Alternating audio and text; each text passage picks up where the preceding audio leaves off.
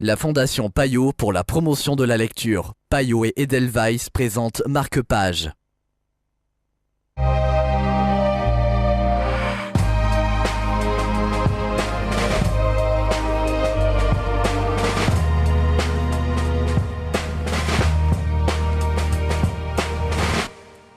Bienvenue dans Marque-Page, le magicien de Whitechapel d'André Ben. C'est le livre dont nous allons vous parler aujourd'hui en compagnie d'Anna Clé de Pays Libraire. Bonjour Anna. Bonjour. On part à la rencontre d'un certain Gerald Picobello. En effet.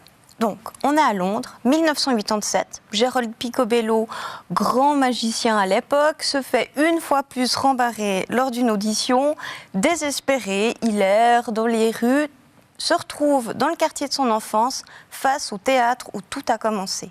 Il va forcer la porte, se promener, et là vont ressurgir des souvenirs, ceux de son enfance quelque peu mouvementés, mais surtout celles de sa rencontre avec Virgile Webb, grand magicien de l'époque qui va devenir le mentor de Gerald et lui apprendre tout ce qu'il a à lui apprendre. Et au milieu de ses souvenirs, Gerald va se faire une rencontre quelque peu inattendue. Donc vous ne nous en direz pas plus. Non. En revanche, qu'est-ce qui vous a séduit dans le dessin et dans ce livre ?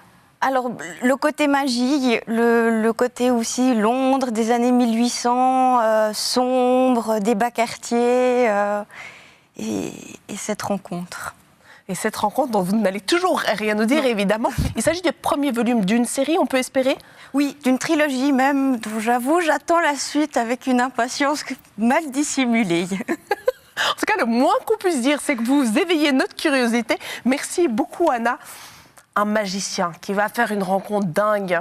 Ça donne envie d'aller acheter ce livre chez votre libraire préféré, bien entendu. Marque-Page, c'est terminé, mais comme vous le savez, c'est que le premier volume d'une longue série.